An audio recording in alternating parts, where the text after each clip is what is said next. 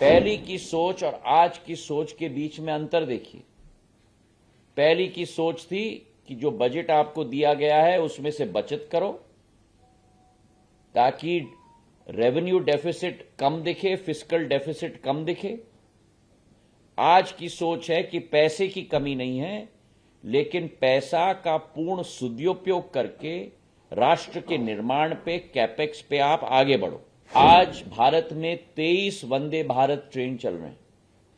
2047 तक इस 23 की संख्या को बढ़ाकर 4500 वंदे भारत ट्रेन चलेंगे भारत के अंदर 2047 तक। 2027 तक मतलब अगले 4 साल के अंदर जर्मनी और जापान से आगे बढ़कर भारत विश्व की तीसरी बड़ी अर्थव्यवस्था बनेगी। हाईवेज, एयरपोर्ट्स, अधोसंरचना में ही विशेष ध्यान देकर और उसमें निवेश करके आज एक विकसित, विश्व के सबसे विकसित देश के रूप में उभर पाया है। और यही कहानी हमारी पड़ोसी देशों की भी है। चाहे चीन की बात करो, हांगकांग की बात करो, ताइवान की बात करो, आप कोरिया की बात करो। पर आश्चर्य की बात यह है कि यही स्थिति भारत की भी थी। अगर 1950 के आंकड़ों को हम निकालें तो भारत चीन जैसे देश से कई गुना आगे सदैव रहा है। रेल के क्षेत्र में भारत का रेल नेटवर्क करीब 53,000 किलोमीटर का था और उस समय चीन का रेलवे नेटवर्क केवल 23,000 किलोमीटर का होता था। लेकिन जो अर्थशास्त्र में कहा जाता है, एक नैरेटिव सेट करना और एक नैरेटिव के साथ अनलीशिंग द एनिमल स्पिरिट्स की एक क्षमता,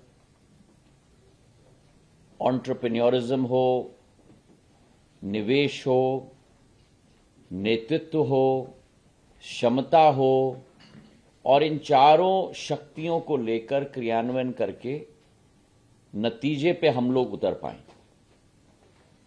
लेकिन पिछले 50-60 सालों में दुर्भाग्यपूर्ण ये भारत में संभव नहीं हो पाया। सबसे बड़ी समस्या देश में नेतृत्व की थी, नेतृत्व की कमी की थी, विजन की थी। और इसी को एक नए रूप में और नया लक्ष्य, नया दक्ष और नया संकल्प धारण करके 2014 में लाल किले से प्रधानमंत्री जी ने घोषणा की थी कि भारत के विकास का नया अध्याय अधोसंरचना में ध्यान देकर और उसे पूर्ण फोकस बना करके ही हमें आगे बढ़ना होगा। और इस अप्रोच के साथ 2021 में प्रधानमंत्री जी ने पीएम गति शक्ति की योजना को भी जोड़ी। तो 2014 में एक नया अध्याय शुरू हुआ जहां अधोसंरचना में पूर्ण विकास, पूर्ण सोच, पूर्ण क्रियान्वयन क्षमता और उसी के साथ एक सिनर्जी मिलाने के लिए पीएम गति शक्ति की योजना की शुरुआत हुई। जो रेल बजट 2013-14 में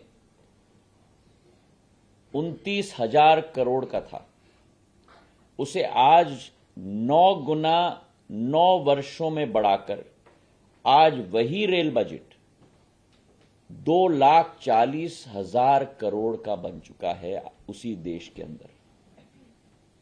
9 times multiplication, 900% growth, 29,000 crore to 2,40,000 crore. देश की जनता ये कभी कल्पना नहीं कर पाती थी कि भारत सरकार 10 लाख करोड़ का कैपेक्स का इंफ्रास्ट्रक्चर बजट लेकर आगे बढ़ेगी 1 साल के अंदर। पूर्व के जमाने में एक एक रुपया नहीं 8 आने डाले जाते थे। आज 10 लाख करोड़ का कैपेक्स की योजना है 1 साल के अंदर, और प्रधानमंत्री स्वयं हर एक मंत्रालय के साथ फॉलो अप करते हैं क्वार्टरली बेसिस पे कि क्या हम उन कैपेक्स टारगेट्स को मीट कर रहे हैं या नहीं, और अगर नहीं मीट कर रहे हैं तो क्यों।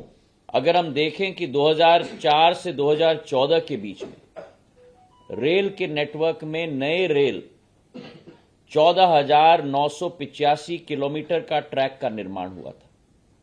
ये 10 साल का रिकॉर्ड है। और 9 साल का रिकॉर्ड जहां 14,985 किलोमीटर का ट्रैक लेइंग का काम 10 साल में यूपीए की सरकार ने की थी, वहीं आज एनडीए की सरकार ने 25,871 किलोमीटर का ट्रैक लेइंग का काम किया है। मतलब ऑलमोस्ट डबल, 14,000 से करीब करीब 25,000 26,000 तक। और आज हमारा रेलवे सिस्टम पूरे विश्व में सबसे तेजी से बढ़ रहा है। अगर आज आप देखो तो सबसे ऊंचा रेलवे ब्रिज पूरे दुनिया में, मैं भारत की बात नहीं कर रहा हूं, एशिया की बात नहीं कर रहा हूं, आईफल टावर से भी ऊंचा पेरिस का, वो आज देश में कहां बना है? वो जम्मू कश्मीर में बना है। सबसे बड़ा दुनिया का आर्च पियर का रेलवे ब्रिज आज वो दुनिया में कहां बना है? देश में नहीं, दुनिया में सबसे बड़ा ब्रिज बना है, मणिपुर में बना है। पहली बार प्रधानमंत्री जी के नेतृत्व में रेल मंत्रालय ने मेड इन इंडिया विश्व स्तरीय सर्विस हमारे वंदे भारत ट्रेन की स्थापना की है, जो 0 से 100 किलोमीटर की रफ्तार तक 52 सेकंड में पहुंच सकती है। और इसी के साथ साथ संकल्प प्रधानमंत्री जी ने लिया है कि 3 वर्षों के अंदर बुलेट ट्रेन हम लोग भारत में लाने जा रहे हैं। तो भारत रेल के सेवा में भी नंबर 1 में पहुंचने वाला है। रेलवे के हमारे प्रोजेक्ट्स के फाइनल लोकेशन सर्वे जो सालों साल लगते थे, आज 8 गुना ज्यादा स्पीड से हम लोग संभव कर पाए। और हर क्षेत्र में अगर ये परिवर्तन आया है तो हम भविष्य का अनुमान लगा सकते हैं कि आने वाले समय में क्या परिवर्तन आएगा। हमारी सोच विचारधारा है कि भविष्य में ऑपरेशनल एफिशिएंसीज हमें बढ़ानी होगी, अधोसंरचना का निर्माण कई गुना ज्यादा बढ़ाना होगा, और इसमें हमने कई लक्ष्य निर्धारित करें। उदाहरण के तौर पर, पहला, नेशनल हाईवेज के क्षेत्र में जहां 37 किलोमीटर प्रतिदिन आज वर्तमान का हमारी क्रियान्वयन क्षमता है, उसे बढ़ाकर 2047 तक 60 किलोमीटर प्रतिदिन नेशनल हाईवेज का पूर्ण क्रियान्वयन क्षमता हम लोग बढ़ाने जा रहे हैं। आज भारत में 23 वंदे भारत ट्रेन चल रहे हैं। 2047 तक इस 23 की संख्या को बढ़ाकर 4,500 वंदे भारत ट्रेन चलेंगे भारत के अंदर 2047 तक। तीसरी बड़ी हमारी लक्ष्य है कि भारतीय रेल को नेट जीरो कार्बन इमिशन का मंत्रालय हम लोग बनाने जा रहे हैं। और तीसरी बड़ी अर्थव्यवस्था भारत 2027 तक 27 तक हम लोग का बनाने का लक्ष्य है। आज 5वीं बड़ी अर्थव्यवस्था है, 2014 में हम 10वीं बड़ी अर्थव्यवस्था थे, आज 5वीं बड़ी अर्थव्यवस्था है।